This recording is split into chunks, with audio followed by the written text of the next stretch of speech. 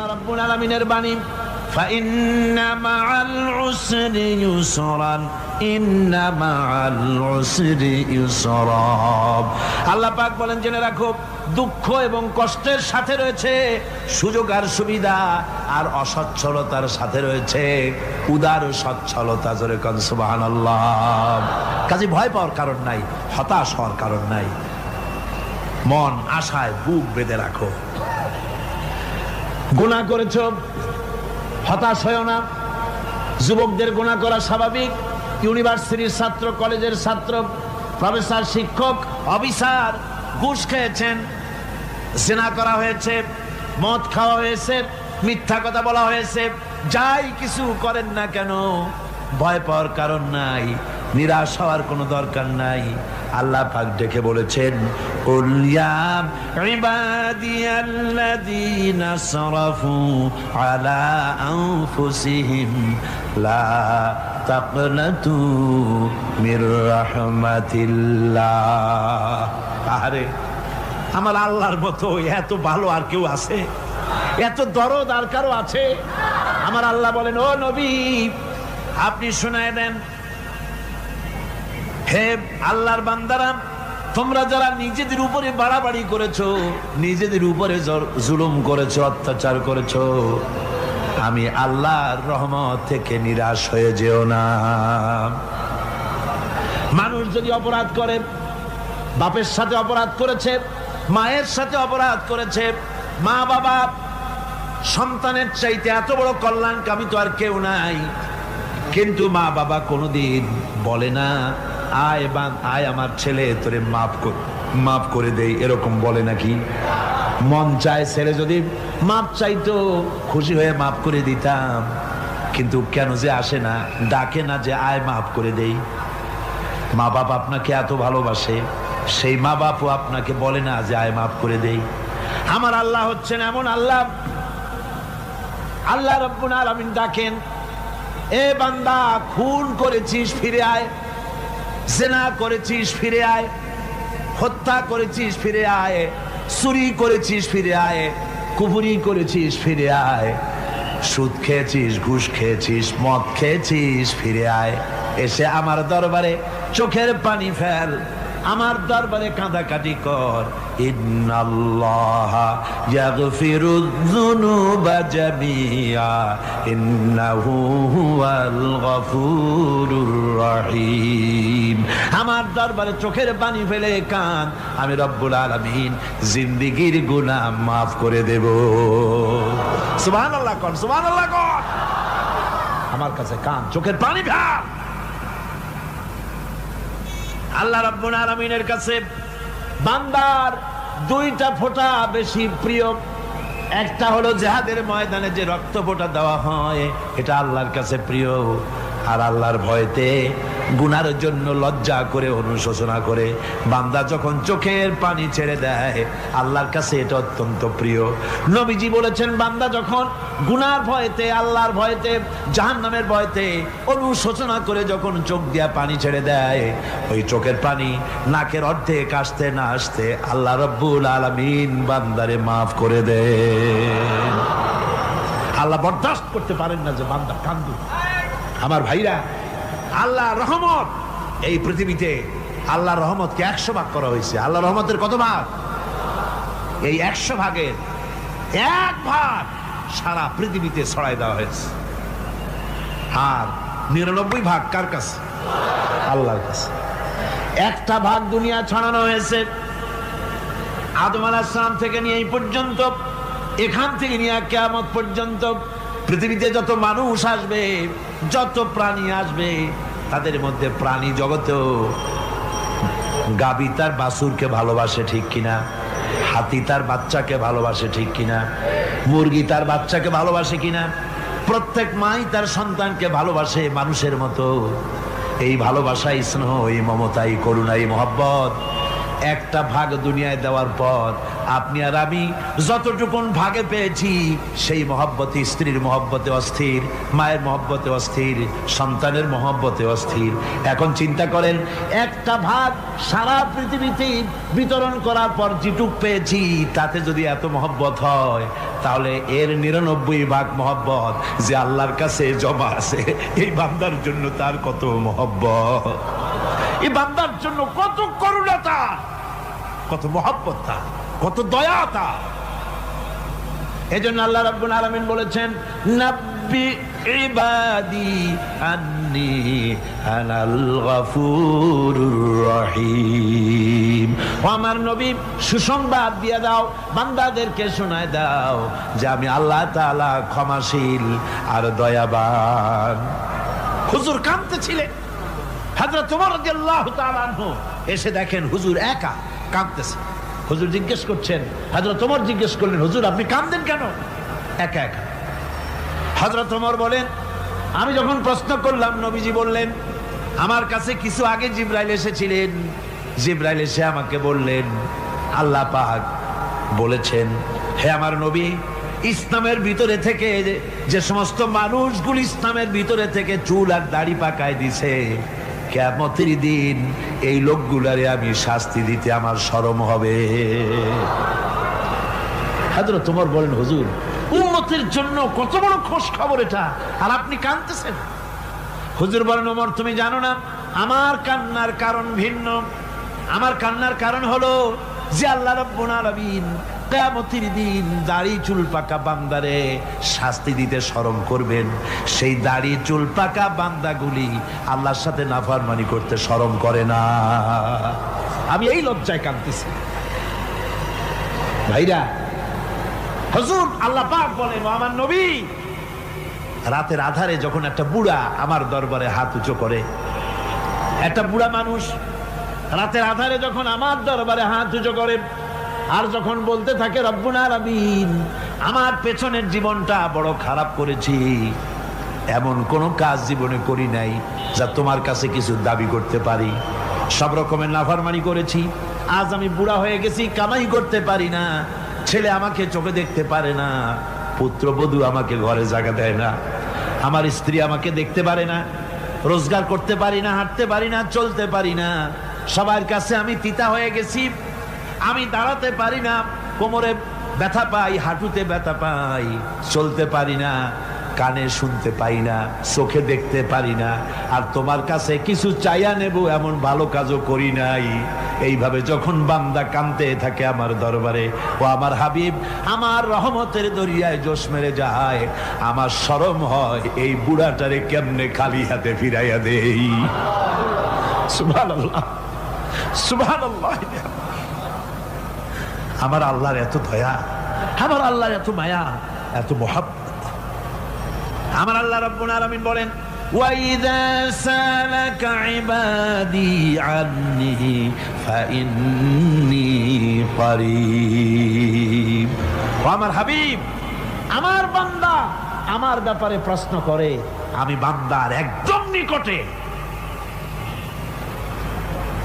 কোরআন শরীফের ভিতরে যত জায়গায় রাসূলকে বলা হয়েছে সুয়ালের কথা, আপনাকে প্রশ্ন করা হয়, আল্লাহ তার জবাব কুল এই কথা বলে জবাব দিয়েছেন। যত জায়গায় সুয়াল এসেছে, যেমন কোরআনে কারীমের মধ্যে আল্লাহ পাক বলেন, ওয়ায়াসআলুনাকা আনিল মাহিদ, মেয়েদের হায়েজ সম্পর্কে জিজ্ঞাসা করা হয়, কুল হিয়া আযা, হে নবী আপনি বলুন।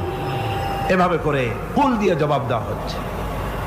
আবার প্রশ্ন করা হচ্ছে, ওয়ায়াসআলুনাকা আনিল আনফাল, এই গনিমতের মাল সম্পর্কে হুজুর আপনাকে, হে নবী আপনাকে প্রশ্ন করা হয়। আল্লাহ কুল দিয়া জবাব দিলেন, আল্লাহ বলেন আপনি বলেন।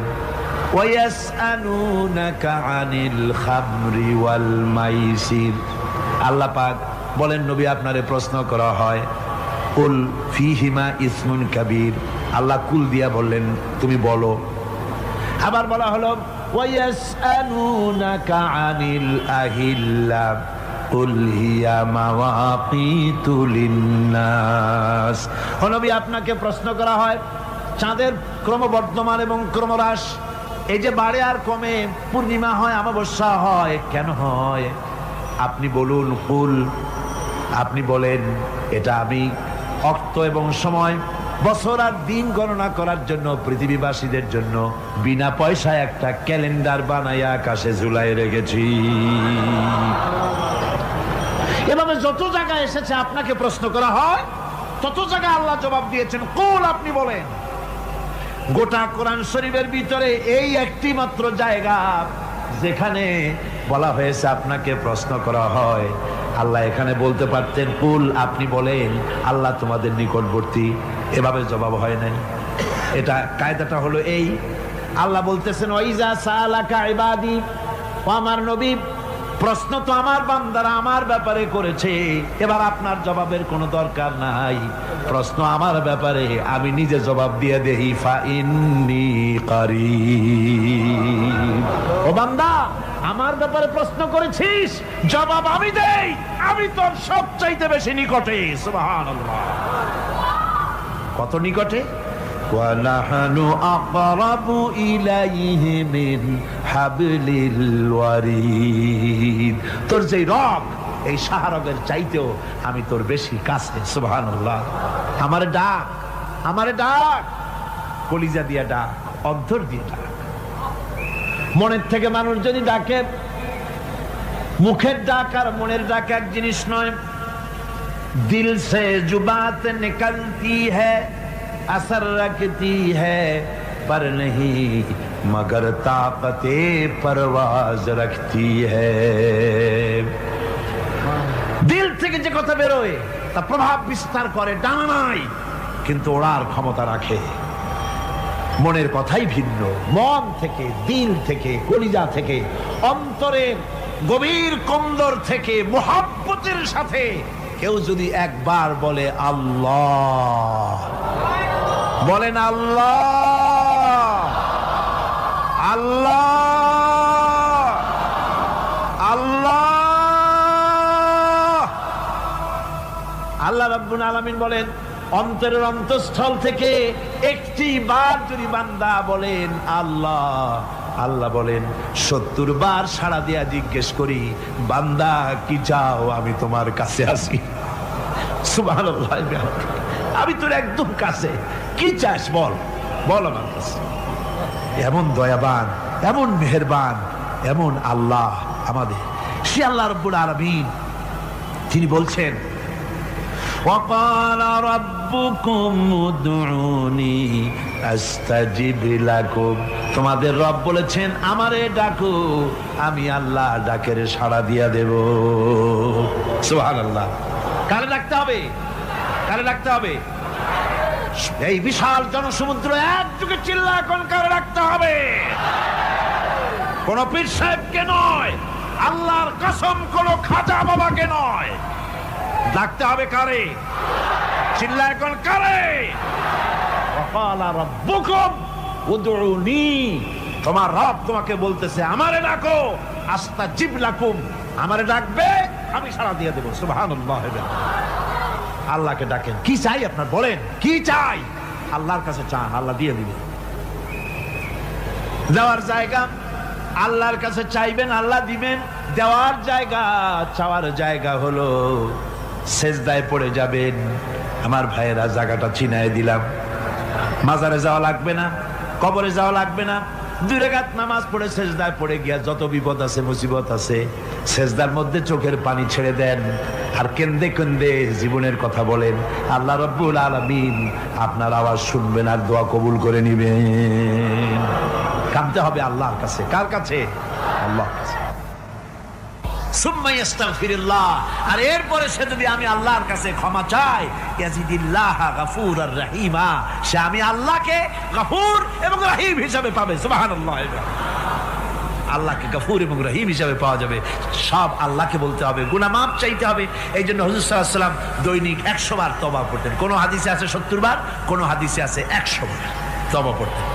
নামাজের পরে তো প্রত্যেক নামাজই পড়তেন হুজুর, সালাম ফিরাতেন আর সাথে সাথে বলতেন আল্লাহু আকবার, আস্তাগফিরুল্লাহ, আস্তাগফিরুল্লাহ, আস্তাগফিরুল্লাহ। মনে থাকবে আপনাদের? মনে থাকবে? সালাম ফিরে কি বলবেন? না, সালাম ফিরে আবার সাথে সাথে বলবেন আল্লাহু আকবার, তারপরে পড়বেন আস্তাগফিরুল্লাহ আস্তাগফিরুল্লাহ আস্তাগফিরুল্লাহ, তওবা পড়বেন। আল্লাহর কাছে সবসময় গুনাহ মাফ চাইতে থাকবেন, বিনীত থাকবেন। আল্লাহকে পাওয়া যাবে, তাকে রহিম হিসেবে পাওয়া যাবে। সুতরাং ঈমান বিল্লাহ, আল্লাহর প্রতি ঈমান আনলে পরে চতুর্থ নম্বরের যে উপকারটা হবে সেটা হলো হতাশায় ভুগবে না, নিরাশায় ভুগবে না, আশায় বুক বেঁধে উঠবে, ঈমান মজবুত হবে, আল্লাহর কাছে মানুষ বিনয়ী হয়ে যাবে। এবার পঞ্চম নম্বরের উপকার আমি বলছিলাম, ঈমান বিল্লাহ, আল্লাহর প্রতি ঈমান আনলে পরে অসংখ্য উপকার হয়, অসংখ্য বৈশিষ্ট্য আছে। এর 6টা উপকারের কথা আমি বলবো। কয়টা? অসংখ্য উপকারের ভিতরে প্রধান 6টি উপকারের কথা বলবো। এর বললাম কয়টা? 4টে বলেছি। এবার বলো পঞ্চম উপকারের কথা। আল্লাহর প্রতি আপনি পূর্ব পশ্চিমে কতবার মুখ ঘোরালেন, এটাই কিন্তু আপনার আসল সৎ কাজ নয়। আসল সৎ কাজ হলো আল্লাহর প্রতি ঈমান আনা। এই ঈমানের ব্যাপারে 3টা দিন আমরা পার করে দিলাম, এখনো কথা শেষ হয় নাই। আল্লাহর প্রতি ঈমান আনলে পরে যে উপকারটা হবে পঞ্চম নম্বরে, সেটা হলো কঠোর এবং কঠিন বিপদের ভিতরে বান্দার ভিতরে অবিচলতা এবং ধৈর্যের সৃষ্টি হয়ে যাবে। আলহামদুলিল্লাহ। কঠিন বিপদ মুসিবত আসলে পরে সে অবিচল থাকবে। সারা দুনিয়ার বিপদ আপদ, শত্রুতা, দুঃখ, কষ্ট, মুসিবত, জুলুম, নির্যাতন সবকিছু পাহাড়ের মতো উঁচু হয়ে তাকে ঘিরে ফেলবে, কিন্তু তাকে এক চুলও নাড়াতে পারবে না। আলহামদুলিল্লাহ। সারা পৃথিবী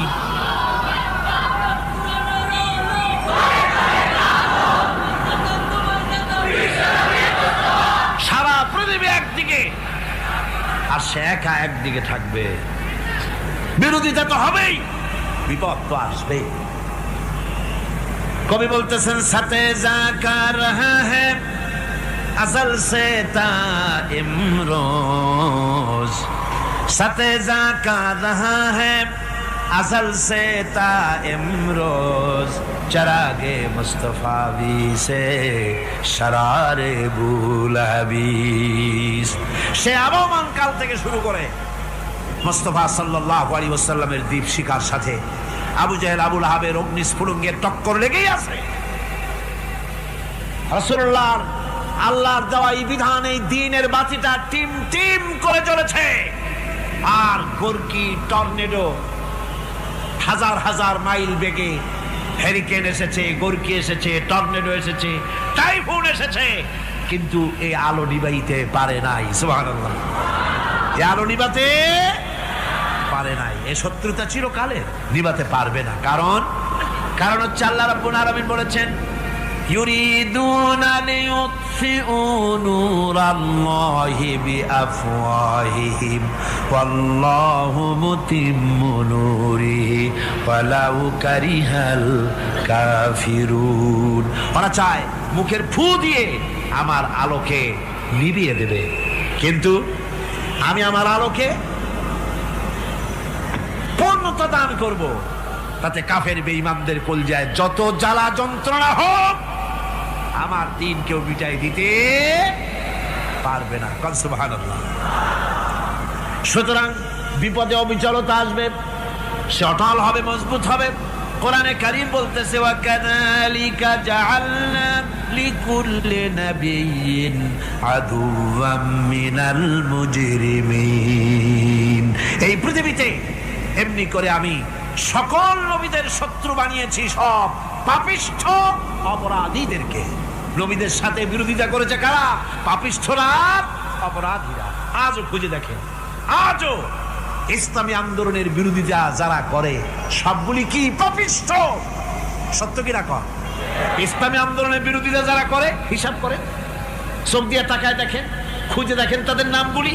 মদখোর, জেনাকার, বদমাশ, চোর, হাইজাকার, বেনামাজি, লুটেরা, মিথ্যাবাদী, সবচাইতে সমাজের নিকৃষ্ট লোকগুলি ইসলামের বিরুদ্ধে।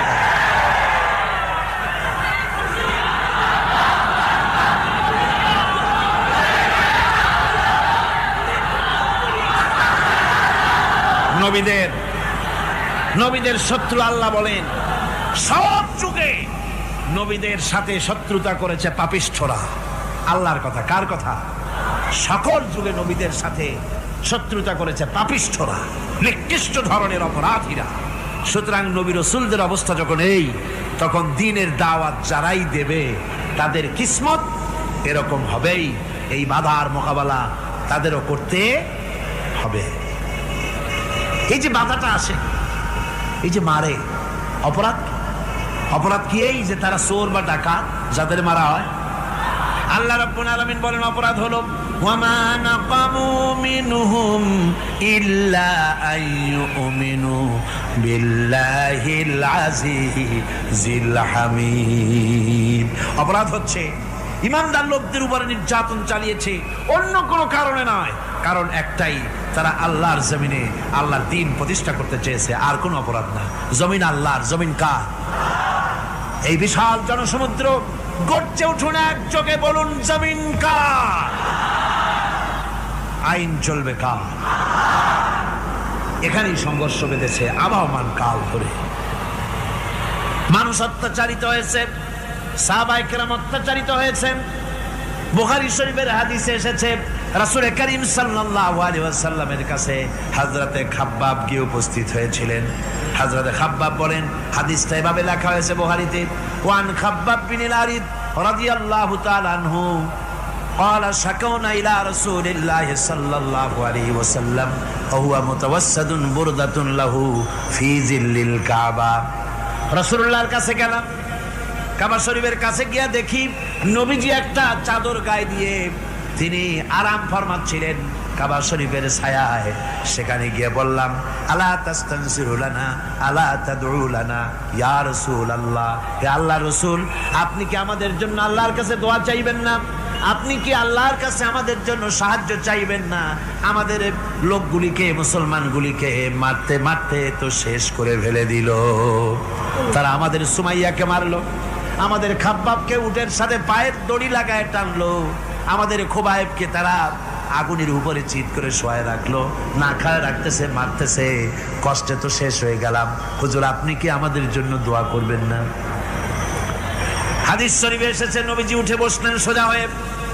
নবীজি বলেন, ও আমার সাহাবী, ও খাব্বাব, শোনো, তোমাদের আগে এই পৃথিবীতে যারা দ্বীনের দাওয়াত দিতে এসেছিলেন তাদেরকে সমকালীন রাষ্ট্রশক্তি, সমাজ শক্তি তাদেরকে ধরতো। ফায়ুখাজুর রাজুলো, তাদেরকে তারা ধরতো। ফায়ুহফারু লাহু ফিল আরদ, আর তার জন্য জমিনের ভিতরে কবর বানাইতো। ওই কবর ফায়ুজালু ফিহা, ওই কবরের ভিতরে তাকে কোমর পর্যন্ত গেড়ে দিত। সুম্মা ইউতা বিল মানশার, এরপরে করাত আনতো। ফায়ুদাউ আলা রাসিহি, এরপরে ওই করাত তার মাথার উপরে রাখতো। ফায়ুজালু নিসফাইন, এরপরে করাত দিয়া চিরে জীবিত মানুষটারে দ্বিখণ্ডিত করে ফেলে দিত। মা ইয়াসুদ্দুহু যালিকা আন দীনিহি। ও আমার খাব্বাব, এত কষ্ট দেওয়ার পরেও সেই যুগের কোন মুসলমানকে, দ্বীনের দায়ীদেরকে আল্লাহর দ্বীন থেকে এক চুলো তারা সরাই দিতে পারে নাই, এক চুলো সরাতে পারে নাই। ওয়াল্লাহি, ও খাব্বাব, আমি আমার আল্লাহর নামে কসম করে বলছি, লা ইউতাম্মান্নাল্লাহু হাযাল আমরা হাত্তা ইয়াসিরা আর-রাকিবু মিন সানা ইলা হাযরামাউত। আমি কসম করে বলি, আল্লাহ রাব্বুল আলামিনের এই সানা থেকে হাজারামাউত পর্যন্ত লোকেরা যাতায়াত করবে, সুন্দরী রমণীরা গমন করবে, সদাগরেরা যাতায়াত করবে, টাকা নিয়া পয়সা নিয়া যাতায়াত করবে। তাদের মনের মধ্যে লুটের ভয়, টাকার ভয়, চুরির ভয়, ডাকাতির ভয়, জেনার ভয়, হত্যার ভয়, ধর্ষণের ভয়, কোনো ভয় থাকবে না। লা ইয়াখাফু ইল্লাল্লাহ, আল্লাহ ছাড়া কোনো ভয় থাকবে না। এমন একটা সমাজ, এমন একটা সময় আসবে, ওয়ালাকিন্নাকুম তাস্তাজিলুন, অথচ খুব তাড়াহুড়ো তোমরা করতেছো। তাড়াহুড়ো করো না, সময় আসবে ইনশাআল্লাহ।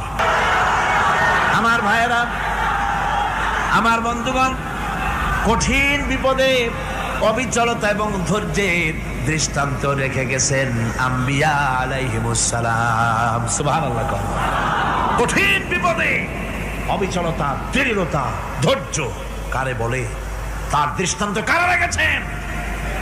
আম্বিয়া আলাইহিস সালাম, ওনারাই আমাদের আদর্শ, নবীরাই আদর্শ, সাহাবায়ে কেরাম রিদওয়ানুল্লাহ তাআলা আলাইহিম আজমাইন আমাদের আদর্শ। ভাইরা আমার, মুসা আলাইহিস সালামকে ফেরাউন যখন ঘিরে ফেলে দিল, কোরআনের সব কথা গল্প গুজবার ইতিহাসের জন্য লেখা হয় নাই।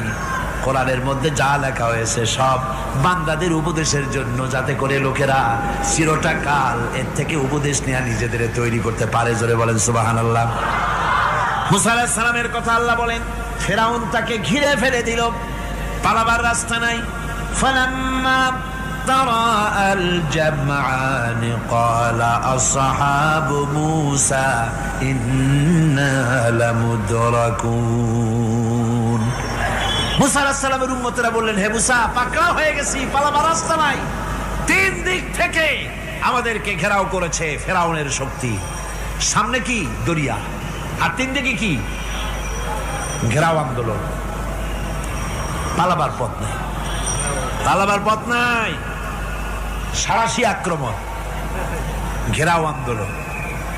এই যে ঘেরাও টেরাও তো আজকে নতুন নাই, ঘেরাও আসছে অনেক আগের থেকে। আসলে কথা বুঝতে পেরেছি। মাইক না থাকলে আমি কি করবো কোন? আজকে এরকম হচ্ছে কেন? আগামীকাল ঠিক হবে ইনশাআল্লাহ, রাগ করেন না। গান হচ্ছে, বসেন বসেন। শয়তান ঢুকছে মাইকের মধ্যে। অনেক সময় হয় কি, মাইকের হাই পাওয়ারের যে মেশিন আছে, এর ভিতরে ইথার থেকে রেডিওর ওই গানগুলি ওর মধ্যে ঢুকে পড়ে। কথা বুঝতে পেরেছেন? এই জন্য শয়তান তো আর বসে থাকে না, ওরও তো কিছু করার আছে। ধৈর্য ধরেন, ধৈর্য ধরেন। কালকে অপারেটরদেরকে মাওলানা শামসুদ্দিন সাহেবের কাছে অনুরোধ করব, অপারেটর একটু ভালো করে হেদায়েত করে দেবেন। মাইকে আজকে আমার নিজেরও কষ্ট হচ্ছে, আমিও বুঝতে পারছি না যে আমার কথাগুলি কি আওয়াজে বেরোচ্ছে, যার জন্য আমাকে বেশি চিল্লাইতে হচ্ছে। বক্তাকে কি লাউডে তার কথা বেরোচ্ছে তা তার কানে আসতে হয়, তাহলে বোঝা যায় যে আমার কথাগুলি কিভাবে বেরোচ্ছে।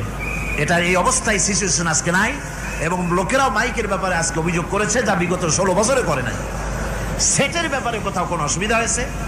মাইকটা ভালো, এবং মাইক যারা দেন প্রতি বছর খেদমত করে, আল্লাহ তাদের প্রতি রহম করুন। সবাই বলেন আমিন। এদেরকে রাগ করে পথে পাই আবার মারধর করেন না। সিলেটের যে তাফসির মাহফিল হয়, বিগত 19 বছর তাফসির করেছি একটানা, এবার 20 বছর পুরো হবে ইনশাআল্লাহ। সিলেটে একটানা 20 বছর তাফসির করতেছি সেখানে। তো মাইক, একটা লোক বিনা পয়সায় মাইক দেয়, মাইকের ভাড়া সে নেয় না। তাফসিরের মাহফিলের মাইকের ভাড়া নেয় না। যে বছর এরশাদ সরকার আমাকে প্লেন থেকে নামতে দিল না, আপনাদের মনে আছে? সিলেট থেকে ফিরাই দিল। এই খবরটা মাইকম্যান যখন শুনেছে যে আমাকে নামতে দেয় নাই, ফিরাই দেওয়া হয়েছে, সাথে সাথে স্ট্রোক করেছে, হার্ট ফেল করে দুনিয়া থেকে বিদায় হয়ে গিয়েছে। সিলেটে তাফসির হতে পারবে না, এই কথাটা বরদাস্ত করতে পারে না। আমি কেঁদেছি আর দোয়া করেছি, আল্লাহ, কোরআনের মহব্বতে লোকটার এই অবস্থা হলো, তোমার জান্নাত তুমি দয়া করে তাকে দান করে দিও। কাজে কোনো ব্যবসায়ী চায় না যে তার ব্যবসাটা খারাপ হোক, লোকেরা মন্দ বলুক। এ মাইকের ব্যাপারে আপনারা আজকে রাগারাগ করেন না, যা হয়েছে কালকে ভালো হবে ইনশাআল্লাহ। সবাই বলেন ইনশাআল্লাহ। এখন চলেন আমরা ফেরাউনের অবস্থা দেখে গিয়া কি করতেছে ফেরাউন। মুসা আলাইহিস সালামকে ঘেরাও করে ফেলেছে, পালাবার উপায় নাই। একদিকে দরিয়া, তিন দিকে ফেরাউনের শক্তি। এই যে ঘেরাও টেরাও মানে নতুন তো না, ধর্মঘট নতুন না, পুরানা জিনিস। এই পৃথিবীতে সর্বপ্রথম ধর্মঘট কিসের উপরে হয়েছে জানেন? এই পৃথিবীর প্রথম ধর্মঘট হয়েছে পেঁয়াজ, রসুন আর ডাইলের উপরে। মুসা আলাইহিস সালামের জামানায় লান নাসবিরা আলা তুআমিন ওয়াহিদ, আমরা এক রকমের খাদ্য আর খাবো না, আমাদের পেঁয়াজ দেওয়া লাগবে, ডাল দেওয়া লাগবে, রসুন দেওয়া লাগবে। সর্বপ্রথম ধর্মঘট হয় মুসা আলাইহিস সালামের জামানায়, সেখান থেকে শুরু হয়েছে। কিন্তু মশাল মিছিল যে আসলো কই থেকে, এইটা আমি খুঁজে পাইনি।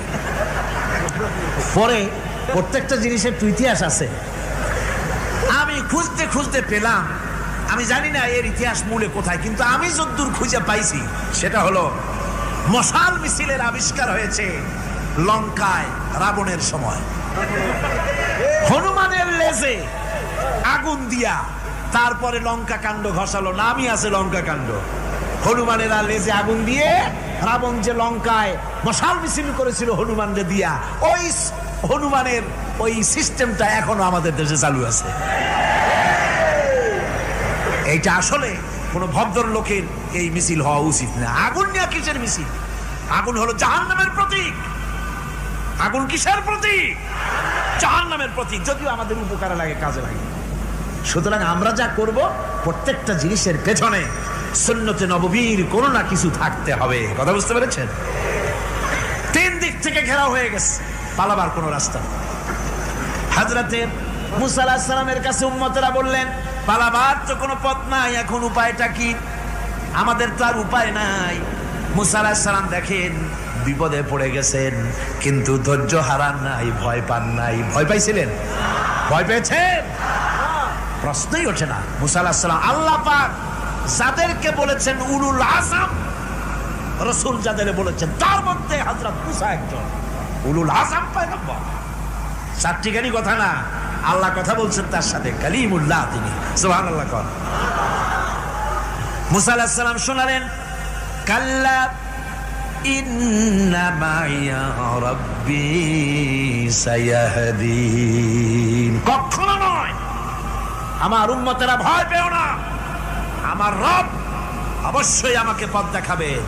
সুবহানাল্লাহ। 3 দিক থেকে শত্রু, একদিকে দরিয়া, পালাবার কোন রাস্তা নাই। সেখানে দৃঢ়তার সাথে তিনি বলছেন, অবশ্যই আমার আল্লাহ আমারে পথ দেখাবে। সুবহানাল্লাহ। নবীরা এই দৃঢ়তা দেখিয়েছেন, অবিচলতা দেখাইছেন। আল্লাহ পাক মুসা আলাইহিস সালাম যখন এই দৃঢ়তা দেখালেন, এই অবিচলতা দেখালেন, সঙ্গে সঙ্গে জিবরাইল এসে হাজির হয়ে গেলেন। আল্লাহ পাক বলেন, ফাআওহাইনা ইলা মুসা আন আদরিব বিআসাকাল বাহরা ফানফালাকা ফাকানা কুল্লু ফিরকিন কাত্তাউদিল আযীম। মুসা আলাইহিস সালামকে আমি ওহী নাযিল করলাম, তাকে বললাম হাতে যে লাঠি আছে এই লাঠি দিয়ে আঘাত করো দরিয়ার উপরে। দরিয়ার উপরে আঘাত করলেন, একটা রাস্তা হয় নাই, 12টা রাস্তা তৈরি হয়ে গেল। আর দেওয়ালগুলা পাহাড়ের মতো উঁচা হয়ে গেল। দরিয়ার ভিতরে পাহাড়ের মতো উঁচা মজবুত 12টা রাস্তা। এবার মুসা আলাইহিস সালাম তার দলবল নিয়ে চললেন। আল্লাহ রাব্বুল আলামিন বলেন, ওয়া আনজাইনা মুসা ওয়া মান মাআহু আজমাইন। মুসা এবং তার সাথী সঙ্গীদেরকে আমি পার করে দিলাম। মুসা আলাইহিস সালাম এবং তার সাথী সঙ্গী নিয়ে যখন দরিয়ার মাঝখানে আসছে, ফেরাউন তার দলবল নিয়ে এসে গেছে। আসে দেখে নদীর মধ্যে রাস্তা। বাবা, খুব তো কায়দা। ও মনে করছে ওর বাজানের তৈরি করা ডিস্ট্রিক্ট বোর্ডের রাস্তা। ওর লোকজন নিয়ে নেমে গেছে দরিয়ার ভিতরে। ও আসছে মাঝখানে, মুসা আলাইহিস সালাম চলে গেছেন ওপার, দরিয়া পার। মাঝখানে যখন এসে গেল, আল্লাহ রাব্বুল আলামিন পানিকে অর্ডার করলেন কুন। আল্লাহর তো বটন টেপা লাগে না, মুখ দিয়া কোনো হুকুম করা লাগে না, শুধু বলেন কুন। যে ব্যাপারে কুন বলেন ফায়াকুন, সাথে সাথে হয়ে যায়। আল্লাহ বললেন কুন, আর অমনি রাস্তা বন্ধ হয়ে গেল। এবার তুফান শুরু হয়েছে নদীতে, ঢেউয়ের উপরে ঢেউ, মৌজুন কাল জিবাল, পাহাড়ের মতো উঁচু হয়ে হয়ে ঢেউ আসতেছে। দলবল ঘোড়া আর অস্ত্রপাতি যা ছিল সব মরিয়া শেষ। এবার ফেরাউন একা উপরে ওঠে আর নিচে নামে, পানি খেতে খেতে পেটের কাম সারা। জনমের খাওয়া খাইছে পানি, এখন জান যায়। বাঁচবার আর উপায় নাই, বাঁচবার আর উপায় নাই। ফেরাউন তার নিজের জীবন সম্পর্কে হতাশ হয়ে গেল। এবার ফেরাউন বলতেছে, আমানতু আন্নাহু লা ইলাহা ইল্লাল্লাযী আমানাত বিহি বানু ইসরাঈল। আমি ঈমান আনলাম, আমি ঈমান আনলাম আল্লাহ ছাড়া কোনো ইলাহা নাই। ওই আল্লাহর উপর ঈমান আনলাম যে আল্লাহর উপরে ঈমান এনেছে বনি ইসরাঈলেরা। আল্লাহ যাতে ঠিক পাইছে কোন আল্লাহর উপর ঈমান আনছে। বনি ইসরাঈল আল্লাহর উপর ঈমান আনলাম। আল্লাহ এই তো মুসলমান হয়ে গেছি, এরপরও আমার সুবাও কেন? আল্লাহ রাব্বুল আলামিন জবাবে বলেন, আল আন, এখন ওয়াকাদ আসাইতা ক্বাবলু ওয়া কুনতা মিনাল মুফসিদিন, এখন ঈমান আনার কথা বলছো, অথচ যুগের পর যুগ, বছরের পর বছর ধরে আমার মানুষের উপরে মন গড়া আইন চালায়েছো, আমার পয়গম্বরের সাথে বেয়াদবি করেছো, আজ তোমাকে আমি ছাড়ছি না, তোমাকে আজকে ছেড়ে দেব না, আমি তোমাকে মারব। আর সমস্ত প্রাণীগুলিকে, স্থলচর প্রাণীগুলিকে আল্লাহ পাক অর্ডার দিয়া দিলেন, এই ফেরাউনের লাশকে ডুবাবি না, পচাবি না, খাবি না, আলিয়াউমা নুনাজ্জিকা বিবাদানিক, আমি তোমার শরীরে বাঁচায় দেব, পোকে খাবে না, পানিতে পচবে না, মাছে খাবে না, কুমিরে খাবে না, দুনিয়ার কোনো পশুতে খাবে না, আমি তোরে শুটকি বানাইয়া রাখবো, যাতে করে দুনিয়ার সমস্ত ফেরাউন যত যুগে যুগে আসে তোরে দেখে যেন হেদায়েত নিতে পারে। ফেরাউনকে আল্লাহ শুটকি বানায় রাখছে। আমি ফেরাউনদের লাশ দেখেছি ব্রিটিশ মিউজিয়ামে। ফেরাউন তো একটা না, অনেকগুলা, আসলটারে অবশ্য দেখিনি। ব্রিটিশ মিউজিয়ামে ওই ফেরাউনগুলার লাশ যখন অসুবিধা হয়, মমিগুলি, তখন ইংল্যান্ডে নিয়ে যায় চিকিৎসা করাবার জন্য। চোখ টোক আছে গর্তের ভিতরে, তারপরে চামড়া টামড়া হাড়ের সাথে মিশানো, ওইভাবে চেহারা দেখলে মনে হয় যে সত্যি ফেরাউনিগুলো। আর ব্রিটিশের কাম মিশর থেকে না আনছে এমন কোনো জিনিস নাই। আমি সেখানে এক বক্তৃতা বলছিলাম, আপনারা এদের এখন সভ্য, এদের এখন ভদ্র, এরা হলো ইন্টারন্যাশনাল চোর, ওরা সারা দুনিয়া চুরি করেছে। লন্ডনে বক্তৃতা করেছি, সারাটা দুনিয়া চুরি করছে, আমাদের দেশকে শোষণ করেছে। এই বিশাল ভূভাগকে শোষণ করে ইংল্যান্ডের দ্বীপটাকে তারা সাজাইছে।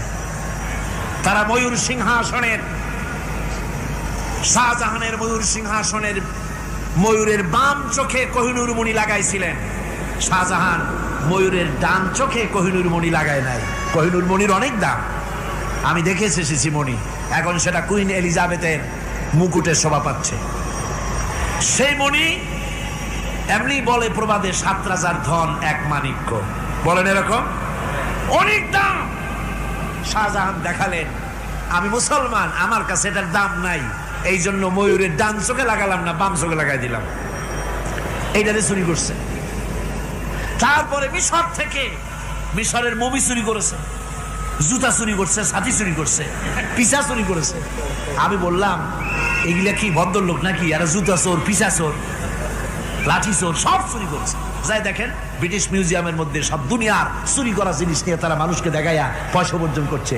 টিপু সুলতানের তরবারিটা পর্যন্ত চুরি করেছে। আজ পর্যন্ত ব্রিটিশ মিউজিয়ামে টিপু সুলতানের তরবারিটা আছে, আমি তরবারিটা দেখে এসেছি। আমার বন্ধুগণ, বলতেছিলাম যে পৃথিবীতে আল্লাহ রাব্বুল আলামিন নবীরা তাদের চরিত্র দিয়ে বিপদের মোকাবেলা করে, দুনিয়ার সামনে কঠিন বিপদের মোকাবেলা করে অবিচলতা, দৃঢ়তা দেখায় গেছেন যে কেমন করে এই পৃথিবীতে বিপদের সামনে মোকাবেলা করতে হয়। ধৈর্য ধরতে হবে, বিপদ আসবে পাহাড় সমান হয়ে, আপনাকে ধৈর্য ধারণ করতে হবে সেভাবে বুক বেঁধে। যেহেতু এটা যদি বিশ্বাস হয় যে আমার কিসমতে যা আছে তার থেকে বেশি কিছু হবে না, তাহলেই আপনার ধৈর্য আসবে, ভয় পাবেন না। কথা ঠিক কিনা কন? এবারে হযরত হুদ আলাইহিস সালাম সম্পর্কে আল্লাহ রাব্বুল আলামিন বলেন, হযরতে হুদকে যখন ষড়যন্ত্র হলো, কাফির বেঈমানেরা তাকে মেরে ফেলার জন্য যখন সরকারি ষড়যন্ত্রে লিপ্ত হয়ে গেল, হযরতে হুদ সমাজের এই চ্যালেঞ্জের মোকাবেলা করলেন। হযরত হুদ বলেন, ফাকিদুনি জামিআন সুম্মা লা তুনজিরুন ইন্নী তাওয়াক্কালতু আলাল্লাহি রাব্বি ওয়া রাব্বিকুম আমি তোমরা তোমাদের ষড়যন্ত্র আমার বিরুদ্ধে যত পারো আমার বিরুদ্ধে ষড়যন্ত্র চালাও, এতটুকুন আমার অবকাশ দিও না। আমি এমন আল্লাহর উপরে ভরসা করেছি যার হাতের ভিতরে তোমাদেরও জান আর আমারও জান। যা পারো তাই করো। সরকার সমস্ত শক্তি একত্রিত হয়ে আমার মোকাবেলা করো। একদিকে হুদ আলাইহিস সালাম, আর একদিকে গোটা জাতি। হযরত হুদ ভয় পায় নাই। সুবহানাল্লাহ কোন। ঈমান বিল্লাহ মানুষের কলিজাকে এভাবে শক্ত করে দেয়। কোন আলহামদুলিল্লাহ। এবারে এই বিপদের, কঠিন বিপদের মোকাবেলা করে আমার রাসূল যে প্রমাণ দিয়া গেলেন, আমার রাসূল যে কঠিন বিপদের মোকাবেলা করলেন, ভাইরা আমার, হিজরতের রাতে সওর পাহাড়ের ভিতরে যখন তিনি আশ্রয় নিলেন, হযরতে আবু বকরের সাথে ছিলেন। হযরতে আবু বকর রাদিয়াল্লাহু তাআলা আনহু বলেন, হুজুর আপনি দাঁড়ান, এটা তো পাহাড়িয়া গুহা, গুহার ভিতরে সাপ থাকতে পারে, বিচ্ছু থাকতে পারে, আমি আগে ঢুকি, বিপদ যদি হয় আমার উপর থেকে হয়ে যাক। গুহার ভিতরে নেমে গুহা সাফ করলেন। এরপরে হুজুরকে ডাকলেন, হুজুর তাশরীফ নিলেন গুহার ভিতরে। এরপরে হুজুর বললেন, আবু বকর, পাহাড়ে হেঁটে হেঁটে 2-3টা পাহাড় পাড়ি দিয়া যাওয়া লাগে সৌর পাহাড়ে। মদিনার সোজা রাস্তা হুজুর ধরেন নাই, মেসফালার পথ দিয়া, জাবালে খেদোয়ার উপর দিয়া 3টা পাহাড় পাড়ি দিয়া তারপরে হুজুর গেলেন সৌর পাহাড়ে। গুহার ভিতরে হুজুর তাশরীফ নিলেন। বললেন, আবু বকর তুমি বসো, তোমার উরুর উপরে মাথা রেখে আমি একটু আরাম করি। হযরতে আবু বকর বসলেন, হুজুর তার উরুর উপরে মাথা রেখে ঘুমায় গেলেন। আর এরপরে কাফির বেঈমানেরা তালাশ করতে করতে কাফেররা এসে গেল পায়ের চিহ্ন দেখে দেখে গর্তের কাছে। হযরত আবু বকর ভয়তে কেঁদে ফেললেন, আরে আর তো উপায় নাই, এবার তো ধরা পড়ে গেছি, এবার নবীজিকে মেরে ফেলে দেবে। নবীর মহব্বতে, নিজের মহব্বতে নয়, নবীর মহব্বতে কাঁদতেছিলেন। হুজুর বলেন, হুজুরের ঘুম ভেঙে গেল। বলো, আবু বকর কাঁদো কেন?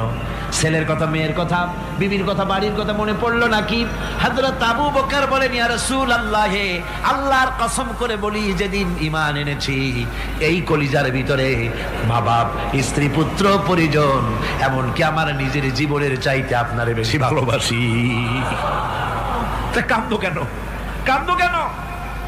হযরত আবু বকর বলেন, হুজুর ধরা পড়ে গেছি, কাফেররা এসে গেছে, গর্তের কাছে তাকালি আমাদের দেখতে পাবে, আমরা তো মাইনরিটি, ওরা তো মেজরিটি, আমরা তো ধরি মারি ফেলাই দেবে, আপনাকে মেরে ফেলে দেবে, এই জন্য কাঁদি। আল্লাহ রাব্বুল আলামিন, হুজুর তখন কি দৃঢ়তা, কি অবিচলতা, কি ধৈর্যের পাহাড় সম মনোবৃত্তি তখন দেখালেন। আল্লাহ কোরআন শরীফে চিরকাল যাতে মানুষেরা হেদায়েত দিতে পারে সেজন্য হুজুরের কথা উঠায় দিলেন কোরআনে। আল্লাহ পাক বলেন, ইযহুমা ফিল গার ইয ইয়াকুলু লিসাহিবিহি লা তাহজান ইন্নাল্লাহা মা'ানা। ও বন্ধু, ভয় পেও না, আল্লাহ আমাদের সাথে আছেন। সুবহানাল্লাহ। আল্লাহ আমাদের সাথে আছেন। আমরা মাইনরিটি নই, আমরাই মেজরিটি। আল্লাহ আছে আমার সাথে, ভয় পাওয়ার কোনো কারণ নাই। সুবহানাল্লাহ।